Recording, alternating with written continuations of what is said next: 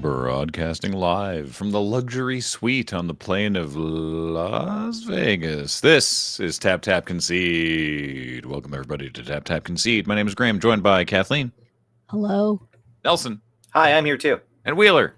Thank you for having me, Graham. It's great to be here. I'm glad we're back on the escalator. And this episode, we're talking about MagicCon Las Vegas 2023.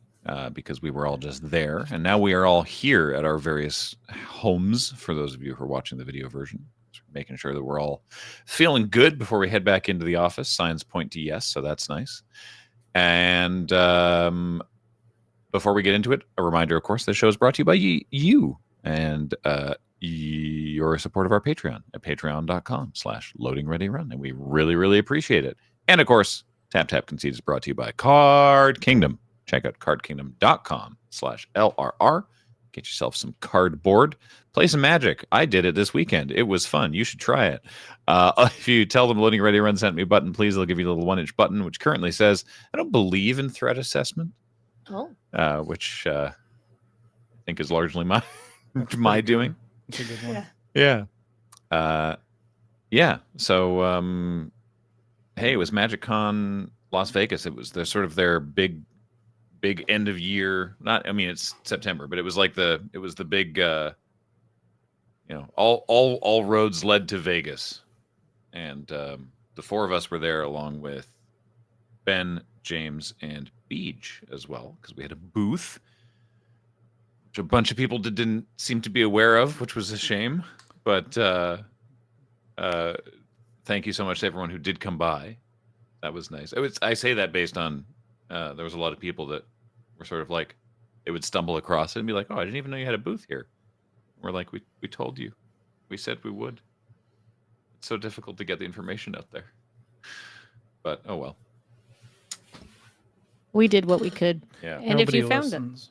it. Yeah. And if you found it, good for you. It's like you did a little ARG at MagicCon. And that the game was find loading ready run. Yeah. Kathleen, you went down. Oh, you went down ahead of any of us. Tell us about that. So, yeah, we have to keep swapping the mic back and forth because I was yelling essentially through a mask all weekend, and this is about as loud as I can talk. I do have, as in Paul's word, a husky NPR voice, which I'm kind of vibing on. But yeah, anything louder than this, and my throat's not sore, but I could just feel an ache in my vocal cords. If Jacob was here, he'd be so mad at me, but he's not, and don't tell him. Anyhow, yeah, I went down because I was in Game Nights Live again because I won in Minneapolis, which was very fun. So I got to go and play in the grand the champions round at Vegas, which had the 3 previous winners of other Game Nights Live. So that was Jimmy with his Asmerando Mardica Dice Tina Kuldakar deck in the previous MagicCon Vegas. That was Rachel with the Birds from MagicCon Philly. Me with Rankle and Torbrand from MagicCon Minneapolis, and Josh with Atris from MagicCon Barcelona. And as I phrased it, it's yes, three hosts of the Command Zone and 1 Vorthos going down there to see who could which deck reigned supreme. And I would say the last turn turned into one of the most stressful turns of a game of Magic I have ever had. And not just because math is not my strong suit, realistically, I'm not good at math, but because there was multiple board state things happening where Rankle and Torbrand's extra damage had been activated, but that only goes to players. There's a Pyrohemia on the board where that hits everything, but it's going to damage creatures a different amount than it's going to damage players. Everyone's life total was very low, so I couldn't just Pyrohemia everyone out, because then I also would have died, resulting in a draw. And it's we're playing to win here, not to draw, right? And I had a couple of cards in hand that did damage and gained life, which was, one card that did damage and gained life, which was very important. And so after possibly, it felt like 45 years to me, I won. Ta-da! Kathleen won. Yay. Some of us in the crowd may have been rooting for a draw. Quite a few people came up to me and told me that they were rooting for a draw, but Was there a plan for a draw? if there was, I didn't know what it was. Magic. Yeah, either split the crown or Jimmy and Josh decide you're playing another game, right? Yeah. Oh no. Oh, that would have been. I mean, pretty that's fun. great for the audience. Oh, it's true. The yeah. audience loves it. A second game, like a heads-up game. It'd have been almost 2 hours at that point. Deck v deck, 20 life. Just go, right? Oh, I see. That I don't know. I was just imagining another 4-player game where anyone could win. Oh, I don't know. I feel like there is probably a plan in place. I don't know what that plan was. Somebody said you could just split the crown, like break it up and give everybody a piece, but that crown was made, like Olivia made that crown, and it was gorgeous, and it had a lot of effort put into it, and I would never have done that. That would have been so horrible. If Olivia made it, it's probably pretty solid too. Yeah, I don't know actually how I'm very weak and wimpy. Once I was trying to get into a restaurant and I pulled the door and it wouldn't open, and I was like, okay, so I pulled it again and it still wouldn't open. So I was like, did it get locked or something? I come from a long line of people who will just yank on things until they break them. So if I feel resistance, I stop. And I was like, oh, the door locked or something, and the waiter from the restaurant was just outside, just pulled on it harder, and I was like, oh, I'm just feeble. Okay. Just didn't want to destroy it, Yeah. right? You were being sensible. Yeah. What was the card? Just while we're still in the game, because I think this is hilarious because it ended up being everyone's downfall. What was the card you cast earlier in the game that got Chaos Warped? The card that I cast earlier in the game is a really fun enchantment called Brazen Cannonade. And it is basically, if you have a creature that dies in combat, it deals 2 damage to each opponent. So it sort of rewards you to be slamming in there. And I also had, which was really, really, really handy, Jadar the Ghoul Caller. He's from Innistrad, and he makes a 2/2 decayed zombie. And if you don't have a decayed zombie, you make a decayed zombie. And decayed creatures die at the end of combat. And at the end of combat counts as... All right, whatever it is. No, Brazen Cannon is just whenever an attacking creature you control dies. So it is attacking because it dies at the end of combat because it's decayed. So it's an incredible combo. And if you do attack with something, which I wanted to attack, I could get a raid turn or raid trigger, which allowed me to get an extra card, which was very fun. I was drawing a lot of extra cards because I also had a protection racket, which is an enchantment from the new Capenna Commander set. And so basically at the beginning of every of my upkeep, I would flip a card and I would go around to my opponents in order and say, do you want to pay for me to have this? Do you want me to have this card? If you don't, you have to pay life according to its converted mana cost. So so many cards got exiled because people were like, no, I don't want you to have that. But I will say, because people were not letting me have cards, this protection racket dealt probably 40 overall damage in the game.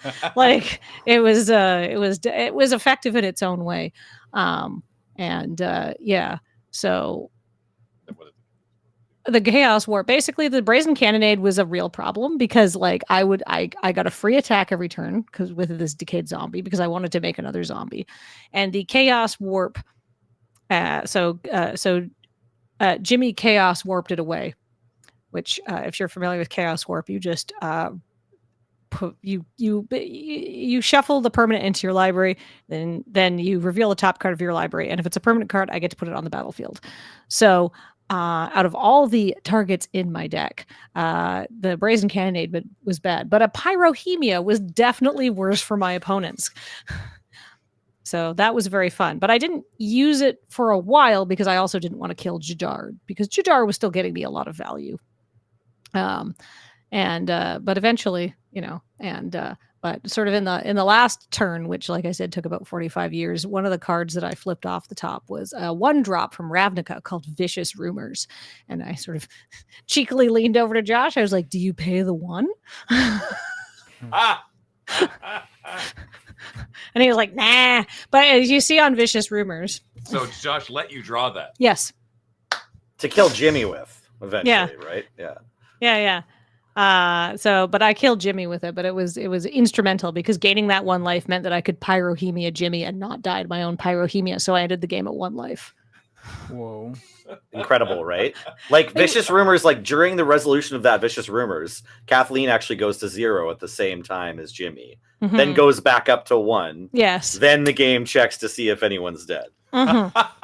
Also, we should definitely mention that part of your Rakdos Enchantments theme deck included Impact Tremors. That one also was like another piece of the Jadar Brazen Cannonade, super combo. Yeah, it was disgusting. I drew really well and got lucky, but also I felt like I had a spike shot. It's just like a little like 1 mana, like deal Spike 1 shot damage. Elder? Not a spike shot Elder. It's like a spike shot trap or something like that. It's like a Zendikar card. The flip land 1 damage. Yeah. What's that one called? They played it in standard. It's Lava a modal, Spike? modal No? dual face land. Yeah. From, Spike Field Hazard. Spike Field Hazard. That's it. I knew it had the word spike in it. Yeah. And everybody was like, I'd had that in my hand for ages.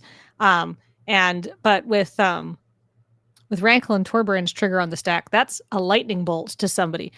And it is the same activation cost as 1 pyrohemia, but it didn't deal damage to me. So there's a lot of like everybody trying to figure out what was going on. And then it's like, yeah, we're going to do it like that. Yes. Math, furious math. This is going to work. Yes, this will. Okay. And then it's like, all right, now I'm going to play this. Now I'm going to play this. That should be right. Like it was very stressful. I didn't actually cry, but I almost cried after because I was so glad I didn't like mess up.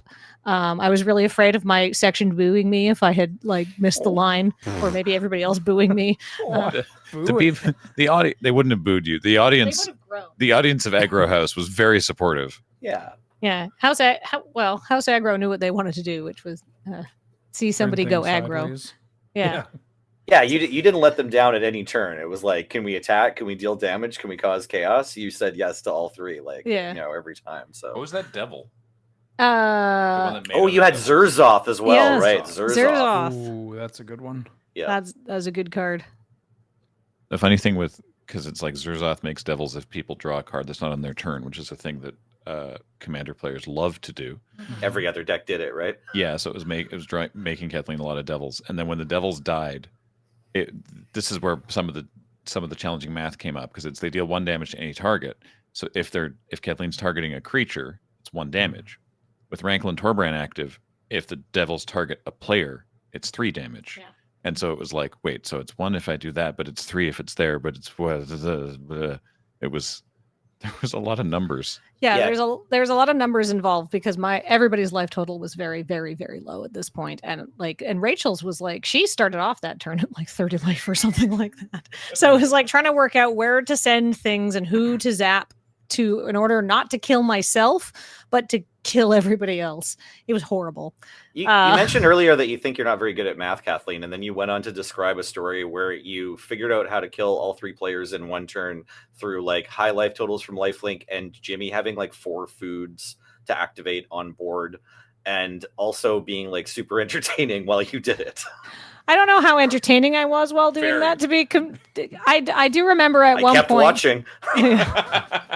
I remember, everybody was like, sort of it's my shtick, I was like, all right, I feel like House Aggro is a democracy. Come up here, and and while we're all trying to and everybody is trying to do this math because everybody is trying to stay alive and win the game, right? So people are like. Everyone is trying to work it out on stage, and the whole of House Aggro was like, send the triggers there, do that, and then eventually at just one point I was like, all right, that's enough democracy. Too much democracy in House Added Aggro up right to now. here with democracy. I can't do any more. We can't. Math cannot be democratic. At some point, I have to be. Anyhow, it was very stressful. So yeah, basically, yeah. But yeah, playing Magic well on stage is hard, but it's easier to do it, I think, if you have a cool costume and cool hair. I can't because Christy Guy, who's a professional makeup artist who also does makeup for the Pro Tour. I went and saw her, and I was like, "Hey, can you stick my hair straight up. It's cut in such a way that I could, but I don't know how to do it because I'm not a hair person. And she's like, absolutely. And I also having her do that for me, and then having my like warrior like face paint, which my only instructions to her were like nothing appropriate of like First Nations culture or like, you know, indigenous tribal markings, just smear makeup around my eyes, right? And she did an amazing job on everybody. But that cut, she'd spent like probably 40 minutes working on me when she was supposed to have 15 minutes to work on me, and then everybody's makeup was behind for the rest of the day because of me. Because then I came back, and then Jimmy saw me and he was like, "Oh," and I was like, "Yeah, we got these amazing costumes that Olivia made. I figured I'm gonna go ham." And Jimmy was like, "All right," and then he came back with like the full like face and his hair sticking straight up. He's like, "Wow, she used so much hairspray." I was like, "I know." It was great fun. And then Josh was like, "Now I need makeup." So. And then everybody got a glow up. Yeah, it was. I don't know. I figured, you know, we've had these incredible handmade costumes. I was wearing like a leather tunic, right? Yeah. You have handmade costumes and props. You know, you may as well go hard all the way. We're on the main stage at Vegas. Yeah, exactly. For a show like that is so bombastic and large and in Vegas, and it's like the last one for the year. That's why would you hold back? They gave people thunder sticks. So it was like bum, bum, bum, bum, bum, bum, bum, from. It was great, amazing. I love working with the Game Nights people. They're all so good at their jobs and so professional and so wonderful to work with.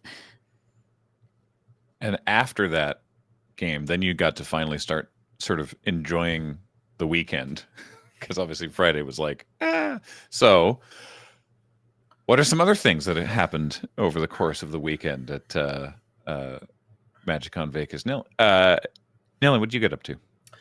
Okay, I'm just trying to remember my Friday. I believe I did play Magic. Right, Friday we hung out at the booth a bit, did some signing, and then we played Canadian Highlander. We ran like a Canadian Highlander tournament, Wheeler and I, for as many people as wanted to show up, and I think we had 16? 17. 17, right? We had somebody getting the bye, unfortunately. Okay. Oh, darn. But they got the bye. When I say unfortunately, they got to watch people play Canlander and get like 5 collector boosters. Yeah. As like an apology. Yeah.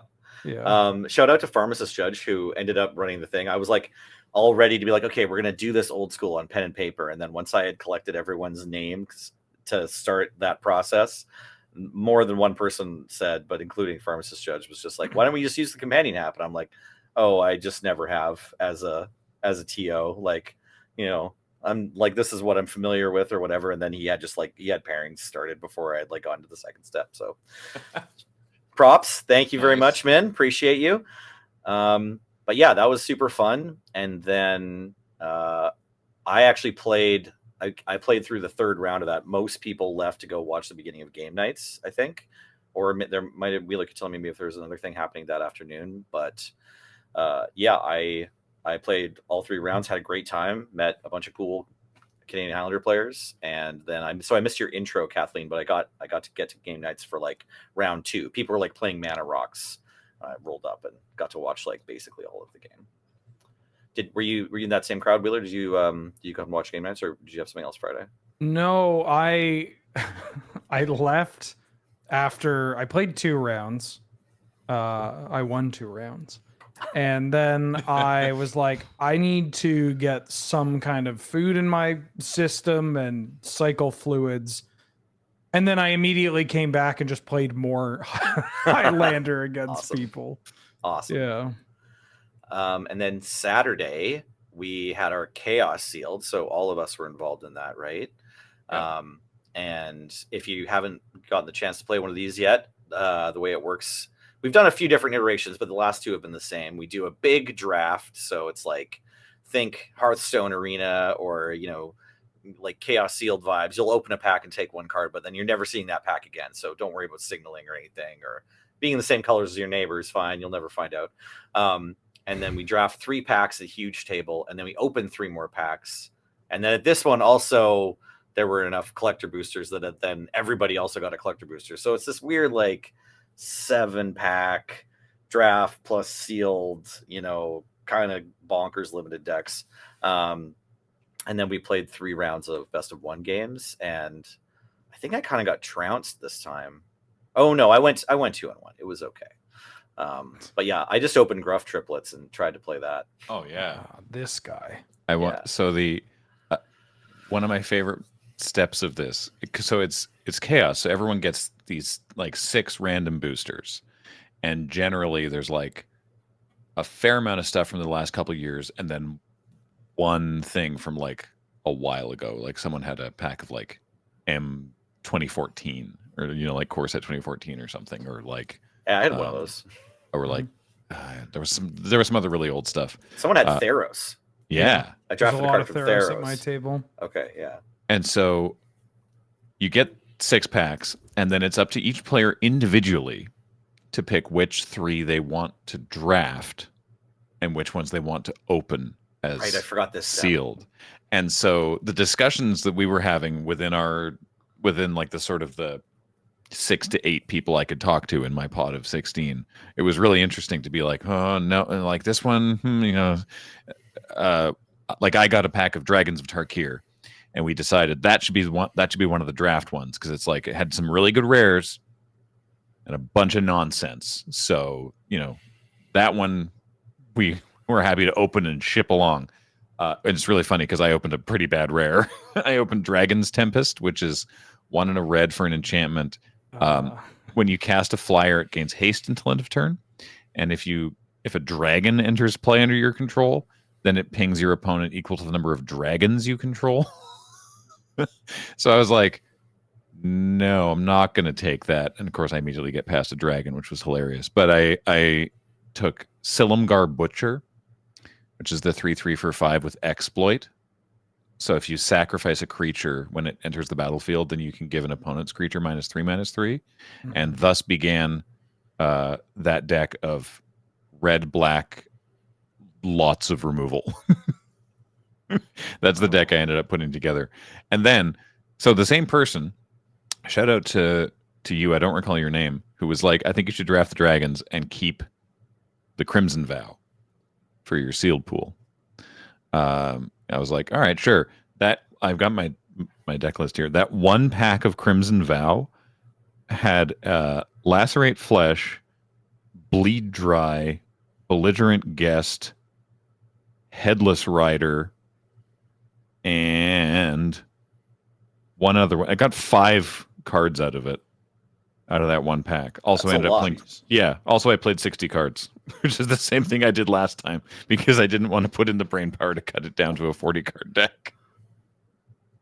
The spirit of aggro was well with me for this event as well, because I was one of the only red players at my end of the table. So I got so much removal. I was like, I don't need to know if I was like, I'm not going to play this card that costs 3 mana to do 3 damage to any target, because I already have a card that costs 2 mana to do 3 damage to any target, and I have a shock, and I have this, and I have that. I ended up drafting a very aggressive Boros deck.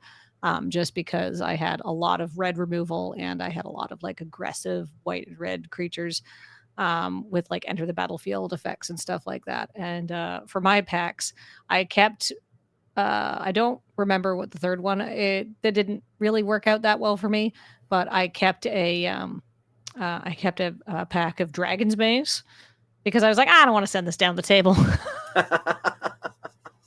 That's so kind of you. Yeah, I was like, whatever. Who wants to open this? But it worked out great because I got a Boros rare and a Boros uncommon. Oh wow. Oh, So you got Tajik. Yeah, I got Tajik, who is disgusting and was so broken in my deck because he was indestructible, and I had a Phoenix chick, and I had so many like cheap creatures. So he was very often attacking as an indestructible 7/7. The card is Tajik, Blade of the Legion. And yeah, he was fantastic in that deck. You deserve to get rewarded for deciding not to send Cerulean Gatekeepers around the table. Yeah. There was like 3 clue stones in that pack. It was bad. No. There's 3 clue stones in every pack of Dragon's Yeah. decks, right? I mean, in a chaos sealed, a clue stone's not the worst thing. That's I don't good. know. Every time I've seen a pack of Dragon's Maze go by in one of our events, it's like, ugh, there's literally nothing for me here. So I Yeah, was like, I can stop this now. I can be part of the solution and not part of the problem. I don't blame anyone for just like not wanting to pick a card. Yeah. And just pass everything. Yeah, I definitely went. There was the pack of Dragon's Maze on my table, and I did go through it twice. And I was like, oh yeah, okay. And then I think I just turned it upside down and grabbed one and passed it. What did you end up putting together, Wheeler? For the Chaos Sealed, I drafted, That's a great sentence, but yes, it's perfect. Yeah, I we're mean, all following. I think it's correct though, right? Yeah, it is correct. That's Yeah. the weirdest thing about it. Yeah. For the Chaos event, I ended up with a Rug large stuff deck. And I remember just fighting I didn't do very well because my game plan was get to the point where I just cast a 6-drop every turn. And I did that. But one of my opponents got to the point where their game plan was cast a removal spell every turn that was less than 6 mana. And so it didn't work out. But my round 1 opponent, we have a very close game, and it's down to the wire. And I make this attack where I'm like, well, if they have removal and I attack, I'm dead. If they have removal and I don't attack, I'm dead. So I'm going to make the play that tries to win this game here. They draw 1 card and they make these attacks. And I go like, if it's a bounce spell, it doesn't matter if I block this trample creature or whatever. And like the best block, like I'm just racking my brain going through every card that they could possibly be playing. And I just like go like, well, there's no reasonable card for anyone to play here. So I'm just going to block because they don't have anything. And then they cast this spell from like Journey into Nyx that it's like 2 mana, exile a creature an opponent controls, and it becomes a 4/4, which is the one kind of card where if I block the big creature, then I'm actually just going to die to trample damage. Like it's the kind of thing that removes it from combat, but you can't do it before combat. Some kind of Pongify situation. Block. Yeah. I mean, I guess I would have got by like a totally lost or whatever. But I think it was better that they killed me with a card that I don't even remember its name. That's a rare feat. Yeah, Just wow. Some really bad card from Journey to Nyx. When you win the match against Wheeler and you also stump Wheeler. Yeah, it was a 2-for. Maybe that's why I lost. Sealed is all about 2-for-1s, and I got 2-for-1 so hard I lost the game. Awesome. I want to say a quick shout out because I was in this hyper aggressive Boros deck. I went 2-1. I lost to a control deck, but any kind of mid-range deck, no. So my games that I won were over fairly quickly because it was only best of 1. So my first opponent, I was like, all right, well, let's just play for funsies game. And then my second opponent was, her name was Catherine. I remember this because she was like, I was like, you want to play again just for fun? And she's like, no. But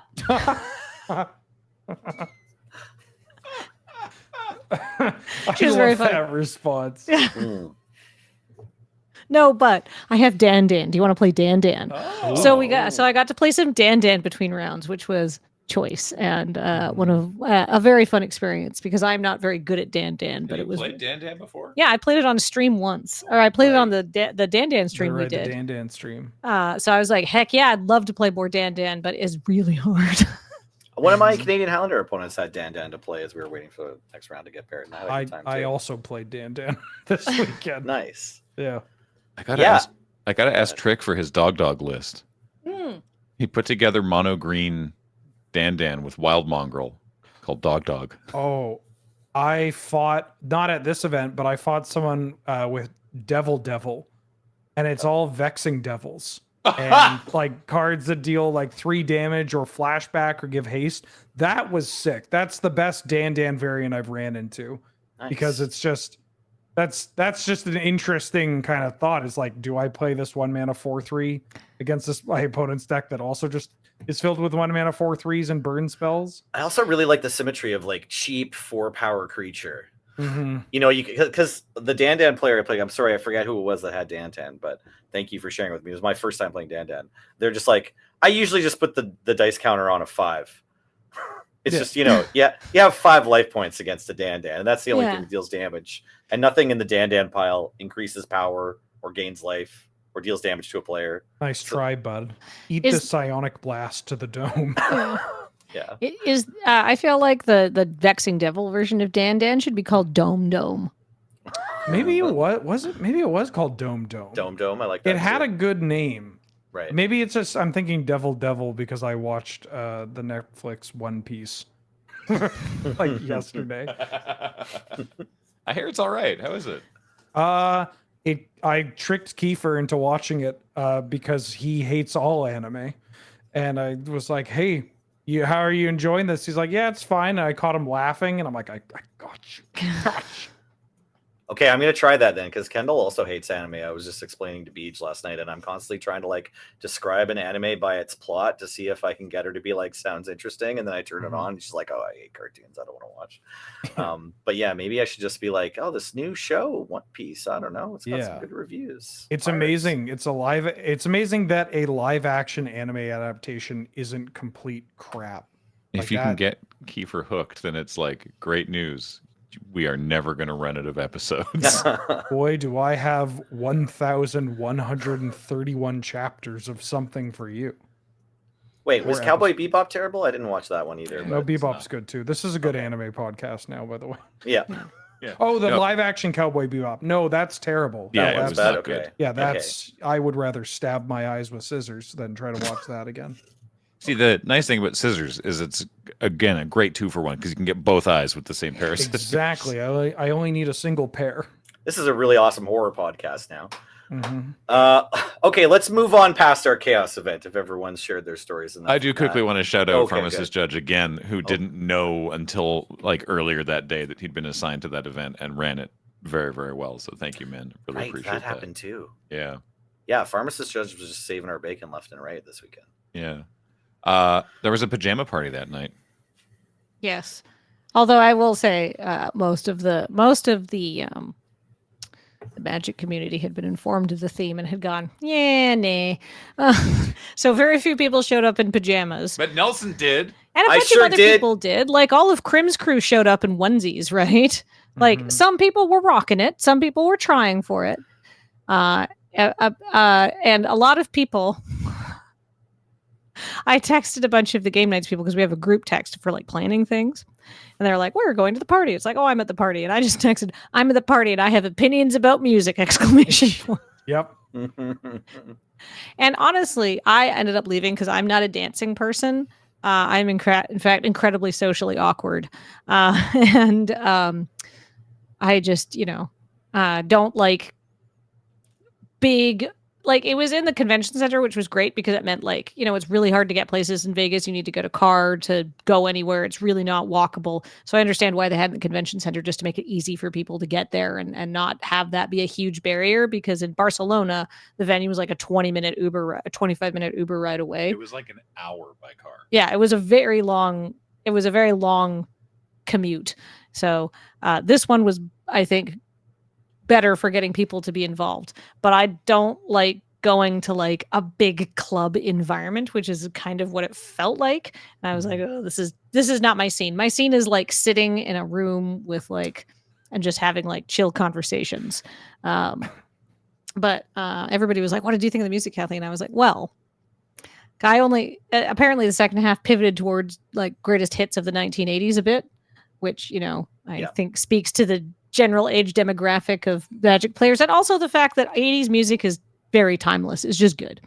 But I was like, this is like, it was all a bunch of like 45s, and the stuff I heard was like the greatest hits of Peruvian 1970s rock, which is like so amazing. How do you find this? Like you find the original, like I've never heard of any of these songs. It was great. I really like psychedelic rock from like the 1970s. I think that's amazing. I can appreciate the curation and the artistry and like the putting together the jams, and it was really fun. but most people aren't me. In fact, I would say a very small percentage of people who want to go to a party and dance are me. In fact, I don't want to go to a party and dance at all. So I thought the music was very cool and I really enjoyed what I heard, but I didn't leave because I thought the music was bad or anything. It just, that kind of scene's not my vibe, right? I'm never going to have a good time dancing. I'm way too self-conscious. There were certainly like a core of creators at the party who had been to the Barcelona event. And so they were like, they were ready to be like, okay, I've never heard this before, but let's dance. And Elijah even was like, we're going to spin some 45s from all over the world. And, there's going to be some songs you might have heard, might probably be a lot of songs you haven't heard, but we hope you'll dance to all of them. So you even tried to warm the crowd up a little bit. So, I mean, some of them were like really good. Like there was like a really, really good, like, I don't sound probably like Turkish song or something like that. Yeah. Based on how it sounds. There was like a woman singing in a modal scale, but pop music that also made me think like, I think this is a Turkish pop dance hit. Yeah. Right? Yeah. It was like, honestly, the music was great. But like I said, most people aren't me. So I didn't go to the one in Barcelona, but because of the setting, which was a club like on the beach, and they had like a warm-up DJ that was doing like top 40 club bangers in the words of people who attended. Yeah, like remix Daft Punk or whatever the music is today, the songs you may have heard on social media. Yeah. And then into Wooden Wisdom was sort of like, I mean, it was a bit of a record scratch, to put it mildly, of everyone being like, I don't know how to feel about this. They did like their hour-long set, and people were like, I guess that was pretty cool. And then another sort of regular DJ came back on with like the Barcelona, I Can Hear You, and just sort of like, boy, that was a weird vibe. This seemed a lot more sort of like primed for, hey, this is the sort of stuff you're going to expect. So I actually saw the next morning, I was on the show floor early, and there was the Eldraine set that they had, which was amazing. Behind the set, they had a table, and both Zach Cowie and Elijah Wood were playing a two-headed giant game on opposite teams with people who had won a contest to do so. Cool. So that was cool. So they were just still there. Didn't know that Elijah Wood actually knew how to play Magic, but it turns out, yes, they both can play the game. I also that morning went stuck my hand elbow deep in the chocolate bunghole, as I'd been calling it. What? Oh yeah. On the side of the merch booth, they had a giant devouring sugar maw print, and the giant chocolate bundt cake from Wilds of Eldraine, and the hole in the middle had been like cut out with like a curtain or whatever. And at the merch booth, you could buy these tickets at $10, $20, or $30, and then you would go over there and you'd stick your arm in the hole. And then from the inside, they'd go like, bleh, and like grab your hand and like, and then they take the ticket, and then they would give you stuff. And basically, from like a meta perspective, this is just a way for them to get rid of old merch that is still good merch that people would still want and enjoy, but that they can't put on like the big banner of here's the stuff that we're selling at this show, because they might not have enough of it, or just like it would crowd the stuff. So it's like, yeah, it's old stock, but there's nothing wrong with it, and you end up getting better for your value. So I was like, you know what, let's try it. I like stuff like this. So I bought a $20 ticket, and I got you do have to whisper your size into the hole. They were like, what That's just size? polite. And I was like, large, please. So I got a t-shirt and some sweatpants and a deck box and a booster of Dominaria United and some Secret Lair sleeves. And they're like the sick Wizard of Barge sleeves. Yeah. So, and I was like, that's pretty good for $20. And people were doing like the $30 ones. They were getting like water bottles and glassware and stuff. And it was whoever was back there was having a terrific time. Yeah, you told me about this on Sunday, and I meant to go after, but had something else to do. So I'm, jealous.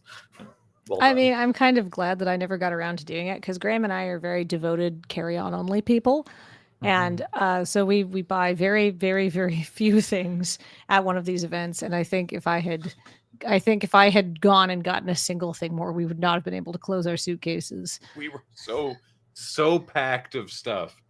I was also bringing home all the very generously donated crack-a-packs that people brought by. Some very interesting stuff. Some stuff in there that we've never opened before on Crack-a-Pack. So thank you for that. Excited to see. We're in the middle of recording the next. I mean, I guess season is the right word. We do, if you haven't noticed, we do 20 weeks on of Crack-a-Pack and then some number of weeks off. We're currently recording the next batch of 20, and I'll make sure to get a couple of these in the next recording before I hurl them into the drawer where it's all it's a big mix where they appreciate. Exactly. Yeah, there Yes. you go. Yes. Precisely. They appreciate dust mostly, but Yeah. It was great there was so many wonderful people that came by the booth and said hi and bought a variety of our playmats. We had the MagicCon exclusive playmat with Gibb and Bartleby on it, and we also had the Middle Earth playmat. The MagicCon playmat by Featherweight, of course. Mangle Pixel, Jen did the Middle Earth playmat based on the intro to the Lord of the Rings PPR, because people were like, "Yo, that'd make a great playmat," and we thought, yes, it would. And it turns out it's a perfect playmat for this sort of thing because all of our names are on it, and it's pale. So it's easy to sign. So people bought a lot of those, and we signed a lot of those, and we had T-shirts and stuff. And Beej very optimistically brought 5 of each DVD because he's like, I'm going to sell them out one day. And I don't know how the DVDs did, but they were he sold excellent. one. Nice. Yes. Good job. Also, Beej. the Middle Earth playmat, like I wasn't around for the beginning. I'm not usually around for the beginning of PPR, so I guess that's where the original spoiler of this graphic went. I didn't know that intro had been turned into a playmat. So I basically met this playmat on the weekend. Oh. And like started signing it when people wanted me to. And I was like, oh, there's this, it says tap can see here instead of, like see of whatever. I'll sign my name next to that because I'm on that show often. Right. and then like 4 or 5 playmats in, someone's like, no, could you sign? Because I started learning after a couple of these MagicCons that it's polite for the signer to say like anywhere you want it. So we're constantly all saying that. And sometimes we'll also check colors because like you can tell there's a coordination or not. So then eventually someone's like, well, why don't you sign next to your name? And I was like, what? Like, so, and there's so many good gags in this playmat. Like every time I looked at this playmat, I was like, oh, that's funny too. Like I hadn't seen any of it. I still haven't read all of this playmat, but fantastic work. Yeah, we did for the PPR. It was the names of all the PPR participants and yourself and Serge as the judges. For this one, we were like, all right, it would be weird to print it exactly as it is. So here's what we'll do. We'll take off the outside LRR guests and we'll put on everyone else who works at Loading Ready Run so that this is a playmat that is ideal for signing. And then Pix also added everything on there's from Pix, by the way. All the jokes, that's all stuff she threw in there. Like we did not. Yeah, no, they're some very, very, very good gags. But yeah, that's hilarious. Yeah. I mean, we make a lot of content. I'm beyond being ashamed about like missing something completely. It's not. Yeah. So yeah, that was a fun part of the weekend for me. Was just every time I signed this mat, I'd read another corner of it and chuckle. Where were we though? Sorry, are we through the party? Yeah. Yep. Okay. Sunday. We made it. Did anyone before we do Sunday, did anyone go to karaoke? Because I found out Sunday morning there was also karaoke concurrent to the dance party. I am a dance person, so I did dance, but I feel bad. I like karaoke. I don't sing karaoke, but I like watching people do karaoke. Hey, we need those people. Yeah. Yeah. We need the people who just want to cheer. Yeah. For their talented friends. And I feel really bad because as I was leaving, I was with a group of people who were leaving. We're just going to go back to do what we call LobbyCon, aka hang out in the hotel lobby and chit chat to people who don't want to be at parties, which honestly is very my vibe. But as we were leaving, somebody I knew came up to me and was like, oh my God, Kathleen, you got to go here. But the people I were with were leaving and I was like, I'm really sorry. I have to go. And I think he was trying to tell me about the karaoke room. So I apologize to that person intensely because I did want to know about that karaoke room. He was doing the right thing, but I was like, I don't want to lose my friends. I want to go because like everybody else did not see me get stopped. And I didn't want to be like, I guess I could have cut off. oh, well, that's okay. The next time I'll know that there's a karaoke room. Sunday, what did we do? A bunch of stuff. Oh, I played the most amazing game of Pack Wars I think I've ever played in the Black Lotus Lounge with the Phyrexia. All will be one pack war because my opponent got a Thrun. Oh. But I had an amazing pack for Infect. Oh. So it was Thrun versus Infect. That's how. Oh, Thrun's.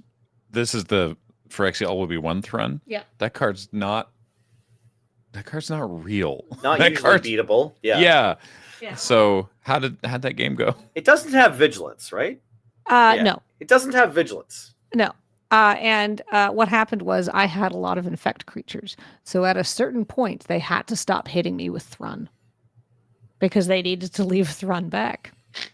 And then I had a lot of cards that said proliferate. Oh no. So basically Thrun got locked down on the ground and I managed to actually peck in to win that game. I'm going to get ahead of the YouTube comments. Yes, Kathleen probably means toxic.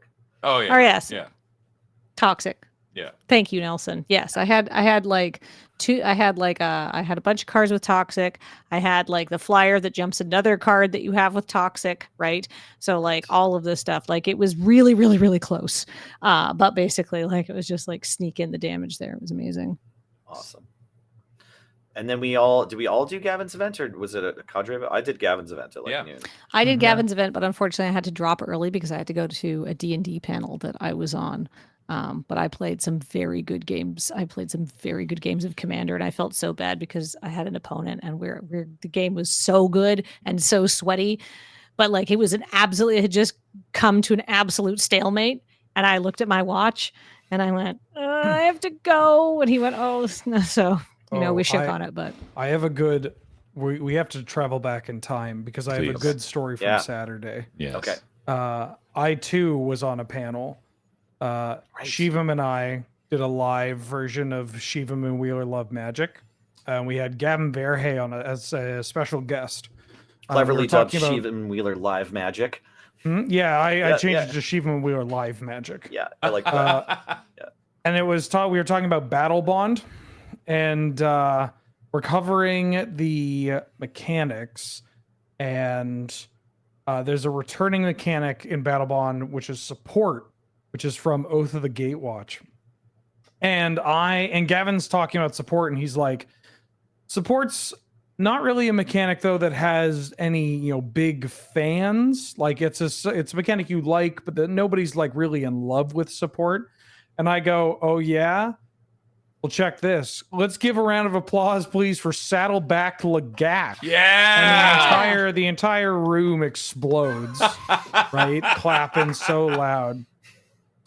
And then I can't remember if it was Shivam or someone else that ended up giving it to Shivam, was in the artist area and was telling this story to artist Ryan Pancoast, who felt like one of the best artists in the game.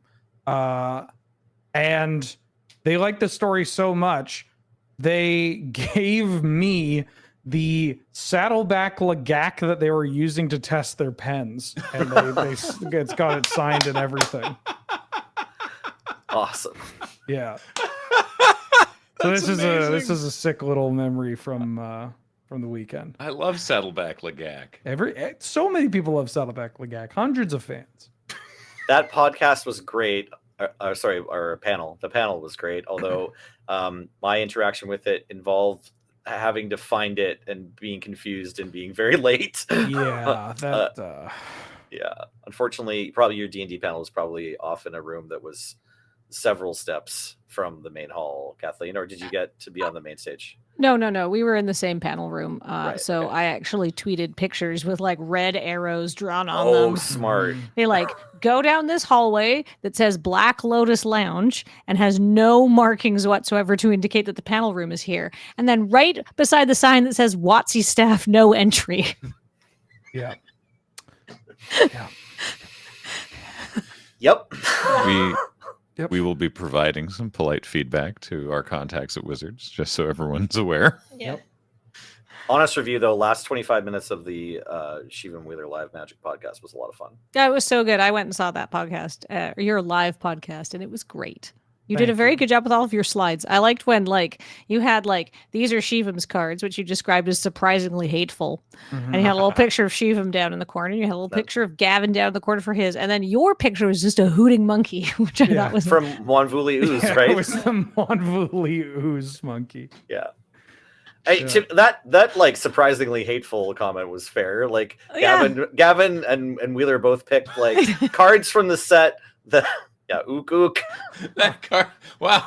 The Monvuli Ooze monkey's legitimately just pogging. Yeah, it's an emote it's several emotes on my channel. There's one with this face, but it has goggles on, and it's Wheeler Raghavan. Right. Yeah, it's a good monkey. But yeah, you and Gavin picked limited / kind of outside commander cards, but Shivan was like, here's all the most powerful wreck the game, keep your opponent from playing Magic cards. Yeah. Right. Yeah. So it was fine. In the most heartwarming way possible. Nothing he but picked love. Cool cards. Mm. Yeah. Okay, Sunday? Yeah, the unknown, for those who haven't played this one before, it's different every time, but this particular unknown event was especially wild because it was the last one of the year. So it was 6 packs, but you're not building a normal sealed deck, you're building a sealed commander deck. And by limited commander, it means the same rules for Commander Legends or Commander Masters or whatever. So it's 60 cards. Monocolor commanders have partner, even if they weren't originally printed in Commander Masters. Just all monocolor commanders have partner, and games are 30 life, and it's just best of 1 games, 1v1. And it was 3 packs of Commander Masters, 2 packs of Wilds of Eldraine draft booster, and then a set booster of Wilds of Eldraine. Then a pack of new playtest cards, a pack of reprint playtest cards from previous MagicCons, and 1 of 3 playtest cards that were, because we played on the Sunday event, that were the 3 playtest cards were written by the attendees of Gavin's Make the Unknown Cards panel from Saturday. So it was a lot of cards. Wheeler, how did yours go? Well, I got there are 2 statements that best cover this. One, I ran into you and I said, "Hey, I'm done." And you're like, "Oh, yeah, me too." And then you realize that I wasn't talking about deck building. No, I was done all my matches. And then 2, after I reported to the judge that I was finished and had went 3-0 and completed all my matches, they said something akin to, "You're the first person to have completed this." My deck was pretty good. Who were your commanders? I picked Kelith, which is 1 in a white for a 1/1 horse. This is very important. These ones are real Magic cards, by the way, Paul, for your reference. Yeah. All the ones that I played are real Magic cards. Mine weren't. Yeah, 2 mana for a 1/1 legendary horse. Whenever a commander you control attacks, put a 1/1 counter on it. So it's white, it's aggressive, it's a horse, it's very Wheeler. And then the second one is Sun Chun, which is spelled Sunquan, which is a 6 mana 4/4 in blue that has horsemanship and gives everything else horsemanship. So I was horses on horses. And I just horsed my opponents into the dirt. I like the idea of Sun Chun providing Keleth with a horse to ride into battle. Yeah, I got a couple of people asking me, so is Keleth acting as the horse for everyone, or is Keleth riding another horse? And in my mind, Keleth is riding on the shoulders of a human man. Okay, good. Yeah, it seems only fitting. Right. And I slaughtered people.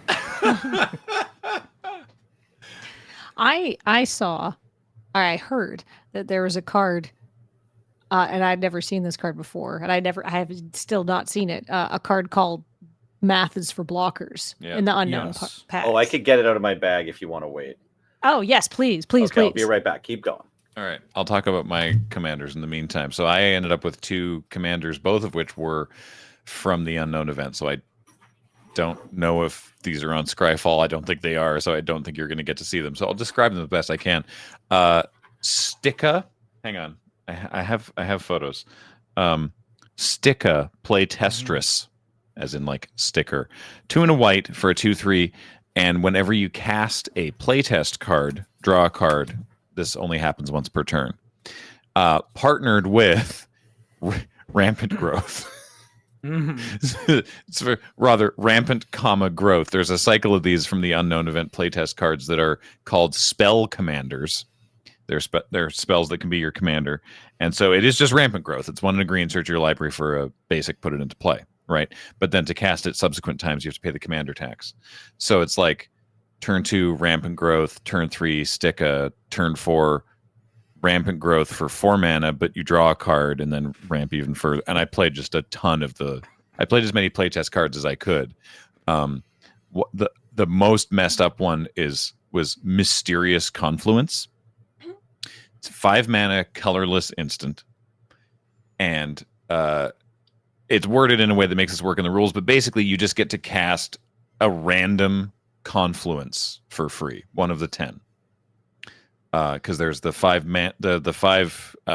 colors, so it's like Mystic Confluence and Fiery Confluence and all that, and then the Capenna, right? Capenna houses each got a confluence.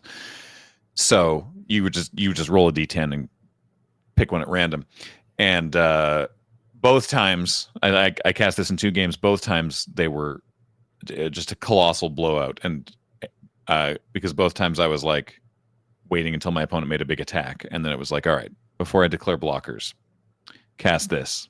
Let's see what happens. Oh, it's this one. So like one of them was Cabaret Confluence. So it's like, oh, okay, make a token copy of this, make a token copy of this. Also, all my creatures get +1/+1 at first strike. Make these blocks. Yeah, it was super messed up. Another time it was the just the mono green one, and it was like, oh, okay, this creature's bigger. Yeah, it was like this creature's bigger. This creature's bigger. Also, I'm going to get this busted card back from my graveyard. Like it was a really, really messed up card.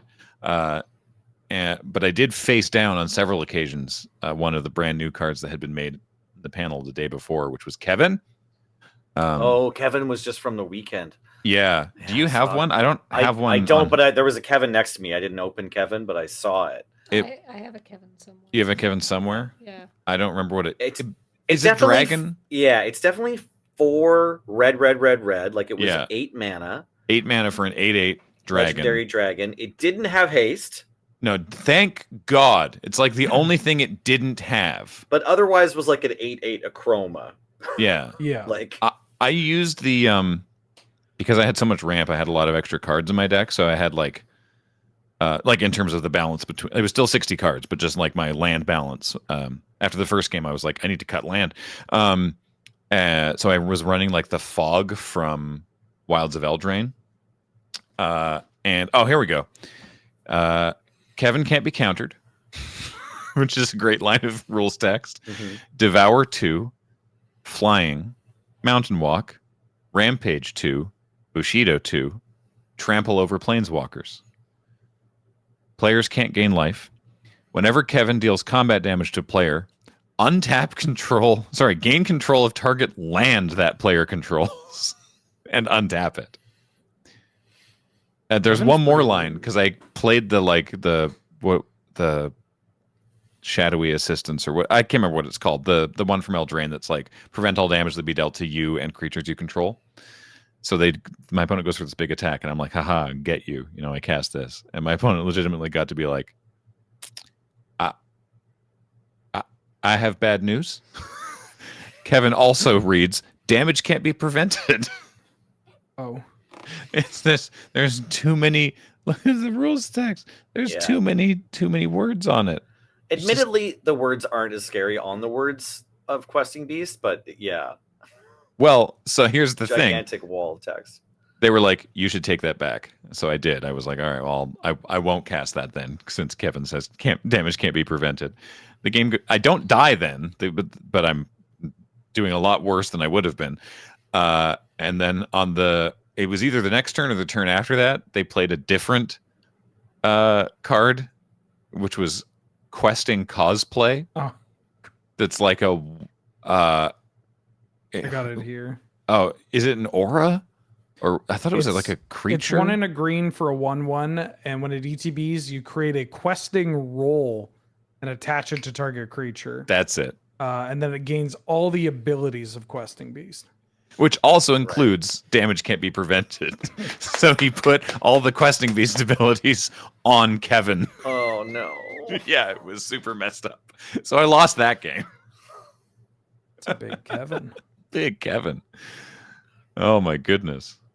I played Morafond. I was really excited to have a 5-color commander. Oh yeah. But per the like exact letter of the rules as like shouted out by Gavin and the judges at the beginning, I thought I could take Morafond and partner it with another 1 or 0 colored commander, because Morafond is a colorless card. 7 mana, 6/6 changeling, but it has a 5-color identity. So like, there is a difference between these two. And then I sat down and I was like, so I think this is a lot. I have Morafond and this other white creature, Bram Baguette Brawler, 1 and a white for a 2/2 human peasant with, when this ETBs, make a food, and all your foods are also laying in scimitars. Oh, yeah. So I was like, this is great. I have a 7-drop and I have a 2-drop. So kind of like having the rampant growth, I'll have something to do early on. But then to be sure, before I start my match, I call the judge to find out if this is okay. And Gavin's right there. And he's like, oh no, you can't partner with Morafond because that's a 5-color identity. So I was like, okay, great. I'll just play this as is. But I still had some fun. My first game, we was very back and forth, played against a really nice person, Alex, on Akiri Lineslinger, who I'm a fan of in Commander, and we cast a lot of spells. I ended up dying to an attack that Alex made where they cast 2 copies of Teamer Battle Rage in the same turn on both of the creatures that I blocked. So that was awesome. And then I also lost my 3rd game. I won a game in the middle there where my Ovia Pishiri got to kind of go off, but in my 3rd game I lost to, I can't remember the person's name, but they played Rampaging Brontodon, 7 mana, 7/7 trample, and when it attacks, it gets +1/+1 for each land you control. And I just like kept a hand with 5 lands and a bear and like another spell, like, and a Skyshroud Claim. I had kept just like 5 lands, 2-drop Skyshroud Claim. I'm like, I'm going to cast Morafond on time. This is great. But I kind of just only drew lands, never drew a removal spell. And I also had the conspiracy to say, like, you can hide your commander, or you have to hide your commander. But after the first game, I was just like, I don't know if this helps me. So I'm just going to sit down with my opponent, and before they show me anything, I'll just say, like, do you want to hide your commander? Like, is that more fun for you? If so, we'll play with this conspiracy. So they were like, sure, yeah. And then the turn after they play Rampaging Brontodon, they reveal Rafik of the Many, or whatever it's called, like Rafik. Can't remember what Rafik's title is, like, the exalted double striking of the many. But it is of the many. That's right. Yeah. So they reveal Rafik, and they're like, they had played a long time ago, like they played in the 90s, but they had taken a big break. This is the first time seeing this card, and they were saying, like, my friends told me this is pretty good, and I was just like dying laughing because it's like their first time casting Rafik or whatever in this tournament. And yeah, I was like, oh yeah, I played this card in Standard, and it's been kind of a good commander since pretty much the day it was printed. So then they attacked me for 40. I lost that game too, but Kathleen was asking about this one. I never drew this card, unfortunately. It would have been good in a bunch of situations, but this one, like, I feel like, we probably helped get this turned into a card. This is Mathras for blockers. It's a 6 mana red sorcery, red, and 4 generic. And my camera still really wants to focus on me. If I get out of the way, you can see it. Yeah, its damage can't be prevented this turn. Creatures you control have double strike, trample, and must attack if able until end of turn. So all your creatures have to attack, but they get double strike and trample. You just don't got to think about it. Yeah. Great. Yeah. The blockers have to do the math. Yeah, Perfect. but I had a good time. This time around in Gavin's event, I realized, okay, you sit down, they hand you your packs, they tell you the rules for building a deck, and there's no more prizes. So don't stress. Take as long as you want deck building, but in Barcelona, I just, for some reason, I was like, oh, this is such an interesting deck building challenge. I need to try to build the best commander deck I can that's 60 cards. And I spent like 45 minutes doing that. And this time I just went and tried to have fun in games. So Sweet. Yeah, I got to do outside of our Chaos event and the Unknown event, I got to do 2 drafts. I did some Wilds of Eldraine. They were both super good decks. I was really happy with how they turned out, but that was sort of it. That's like all the Magic with all the other stuff we had going on. That's really sort of all the Magic that I played. Because I mean, honestly, it feels weird, but for us, playing Magic isn't like the best use of our time to be there, I suppose. I don't know. I'm considering next time just playing, potentially not drafting, just because it takes hours and hours to do it. I'm like, oh, I don't want to play Commander because those games can go on for a while. Goes and does a 3-hour draft. It's like, maybe I need to reevaluate this. But This is why just playing Canlander was so much nicer. yeah, we Like, I snuck in played a bunch of Commander. Canlander games like in the 20 minutes before a thing, right? Yeah. Yeah. I like could just do that. I don't remember all the Canlander I played because it was all dispersed like wherever. Just people would run by like, you got time for a match? It's like, yeah, I'll play the deck that kills you quick. And we sit down, we play, and people are like, hell yeah, thank you for kicking my ass. It's like, nice to meet you. And then we carry on our way. It's like a nice little pick-me-up, That sounds sweet. All right, cool. Well, yeah, I had a great time saying hi to everybody that came by the booth and signing stuff. And we said this before, I'll say it again. If you're listening this far into the podcast, you probably already know this, but like the whole reason we're there is to meet people. So, like you're not like literally we are there to say hi and take pictures and sign stuff and all that. And so, you're not bugging us, like if obviously not while we're literally in the middle of playing a game, but people were very, very polite and being like, hey, I'm sorry if this is bothering you. Do you have a moment to do this? Yes, absolutely we do. Please, I will happily sign your playmat.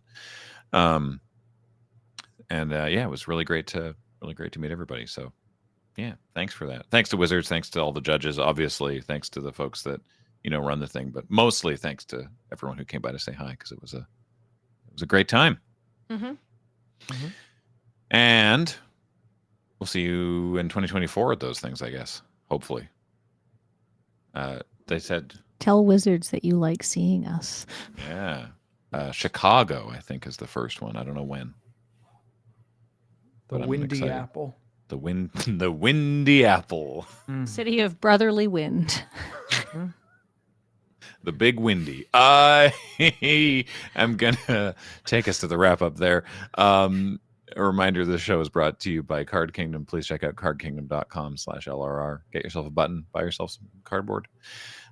And of course, the show and everything we do is brought to you by you and your kind support of our Patreon. Patreon.com/loadingreadyrun. Thanks again to everybody for listening here and for saying hi in Vegas. It was a blast. Until next time, I have been Graham, joined by Kathleen. Thank you.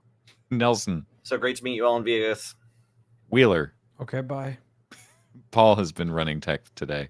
Heather gets these online. Thank you all so much. And we'll talk to you next time. But before that, a reminder that the Nicknames website is live. Nicknames for Wilds of Eldraine. It's still in submission mode. So do that. We're going to flip it to voting mode after next week's episode of Tap Tap. So you still have time to get your submissions in. Thank you for that reminder, Paul. And that is going to do it now. Okay, that's Tap Tap. Goodbye.